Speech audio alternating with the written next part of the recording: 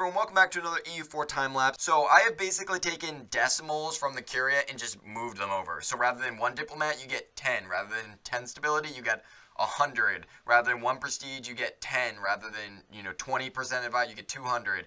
20 possible advisors, 500% technology reduction, plus 10 leaders without upkeep, 200 aggressive expansion impact, and 100 clergy loyalty equilibrium. So with that, let's take a look at this time lapse. Early on, let's see if anything happens out of the ordinary. Obviously, our country right now that is buffed is the Papal States. So it's going to be interesting to see if they take advantage of that, especially that 500% technology cost reduction. They could get a huge jump in technology compared to the countries around them.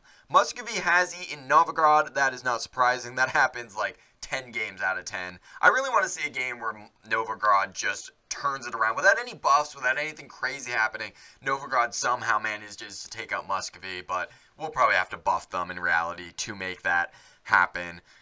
Honestly, not a whole lot going on around the world at the moment. France is just kind of consolidating their power. England is taking Ireland, and I guess Haxi is starting to unite the Janshao tribe, so that's something there, I guess. Muscovy is expanding into the Great Horde and Kazan, and the Ottomans have eaten Wallachia, so we're sort of seeing that normal Ottoman growth of power. Ming is holding it together really quite well. A lot of times in these time lapses, we see Ming complete, and it's beginning. I spoke too soon. They have those events which causes them to just release a bunch of people, and it is the beginning of the end for Ming. Right around 1500, which I guess is right around when we would expect it to happen. The Iberian wedding happened, and we know this because Spain and Aragon have now, Castile and Aragon have united into Spain, as well as the Commonwealth has been formed between Poland and Lithuania. So we've got two sort of new powers in Europe. Not seeing a whole bunch. I don't know if there's a country that controls the Curia right now. I'm not seeing anyone sort of run away with things at the moment. I'm surprised that we didn't see the Papal States really dominate early on if they were able to get, a 5 or 6 tech advantage over the countries around them. Seeing Fars emerge out of the Timurids that powerful that is not something we see all the time. That is cool. And is that QQ going north? That is actually not the first time we've seen that. I believe there was a video earlier this week in which the same thing happened. The Ottomans are getting knocked around a little bit. Nope, never mind. They just released Byzantium to defeat Byzantium again. I don't really know. I think they're just toying with Byzantium at that point. Shun is just going west. They just said, you know what? Let's just ignore this whole China thing. Let's bounce. The rest of the Manchu area, there's not really a whole lot happening there. I really thought Haxi was going to do something early on, but they kind of just sat on their growth and didn't sort of gain anything from there. That revolutionary... Wait a minute. That's a revolutionary Commonwealth in 1600. That must be a time-lapse thing. They're most likely the Commonwealth and later become revolutionary, because I don't know how, unless they're the papal controller and were able to get teched up enough to be able to become revolutionary, I don't know how that works. But they basically destroyed Muscovy along with Denmark, but they are now being pushed back by the Ottomans, which is unfortunate. I really thought that our, buff Curia would give the Catholic states, the European states, something that they needed in order to be able to fight back against the Ottomans. That is not happening. Surprisingly, England has not managed to unify the Isles. Scotland still exists, just in a weird shell of itself. And as a result of that, it appears that Portugal has really taken advantage and is expanding massively in South America. They've got South Africa, they have got the North America, the Louisiana, and the Florida region. Wow, I forgot Florida. How in the world can someone forget Florida? But I forgot Florida. It happens.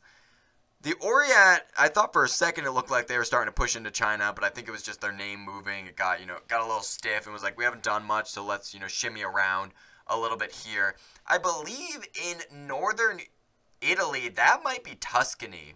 That's a formable we don't see very often, so at the end of this, we'll zoom in, take a look at things, but that appears to me like we are seeing Tuscany.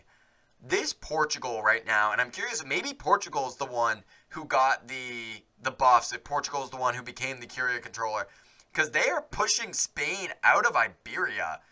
If this keeps up, Spain might find itself as being a North African country. And because Spain has pushed and taken a lot of that Mamluk territory, they have basically forced the Ottomans to go north, which really wrecked the Commonwealth's chances of expanding because, well, the Ottomans had nowhere else to go but into the Commonwealth territory up there. Denmark, if they can like take Sweden and form Scandinavia, that would just be really nice because it looks bad there. What happened to England? My goodness, France invaded England and Scotland made a comeback. Wow, England fell apart. And then France is colonizing Alaska because that makes sense. Transylvania has almost completely destroyed the Oriat. So the hordes did not come from the east, but instead they came from the hordes to the west. Transylvania, I would have to go out on a limb and say that they are probably allied with the Ottomans because that border does not appear to be changing and they've got to be getting some help from somewhere. The Ottomans are pushing the Spanish back. They have taken Egypt and they are starting to push along that North African coast. And it appears as though the Papal States are finally doing a little bit of expanding in Italy, but it's almost 1820. Too little, too late. In the Indian region, we have Myanmar as the dominant power, but we do also have a strong Delhi, and Mewar is basically holding their borders, but they did just take a little bit from Delhi, so they're trying to expand a little bit, but so close to the end of the timeline, not a whole bunch going to happen there. And I'm actually really loving this new world. The borders in North America are really nice with Nova Scotia and Cascadia and then the rest of it being Portugal. Cuba owning the islands there. South America just being Portugal. That's actually a really clean North America. Let's take a look and see what we got here. So before we really dive into the individual countries and what they did, I do want to point out that the Curia controller is Revolutionary Tuscany. They took Austria and Hungary and a large portion of the Balkans and kind of dominated that central southern Europe there. Revolutionary France just kind of expanded their borders. That Portugal just went to town. And once again, we have a Leon sighting. Leon has been popping up a lot. Did the Isle of Man take Ireland? Because that just says man. That is awesome. So I just want to point your eyes to this giant nope, which I just love because it makes me think of nope. And it's just this country being like, nope, not doing that. But then we look at that same color up in the Tunisia region, and that is Noop Maghreb. I have no clue how they have that territory. France did decide to get in on the colonial game, largely in this South African region. Hey, look, Ming still exists. I would hate to be in charge of Solon right now and trying to manage this territory. Especially if you're on bad terms with Huxley. Big surprise, Portugal took Australia, along with literally everything else. I love when Cuba forms. There's just something about it. It's just nice. That brown spot in Portugal, yeah, that's Holland. Hey, the AA colonized Greenland. We do not actually see that very often. As far as religion goes, unsurprisingly, the world is very Catholic. It looks like the Reformation was really not able to, they tried, they got put down very quickly. Culturally unsurprising, that Iberian culture, mainly as a result of the Portuguese, is everywhere. We got a little bit of France and sort of that Horn of Africa region. And then North America gets a little bit messier, but I mean, Portugal they spread everywhere. Dynastically, we've got the de Valois on the throne of Portugal and Scotland. That explains a lot why Scotland was able to be so powerful. In France, we've got the von Alpina, which means that we had Germans take the French throne and the French went to the Portugal-Scottish throne. So weird stuff happens from time to time. Economically, unsurprising that Lisbon is the just capital of the world, but we do have some powerhouses in the rest of Europe, and Rome is actually doing quite well for itself, and that's likely because they were the Curia controller, at least at the beginning, and probably a couple other times throughout the run. And finally, the great powers of the world. We've got Revolutionary France with 3,030, the Ottomans with 2,600, Portugal with 1,747. Surprising that they're so low on this list.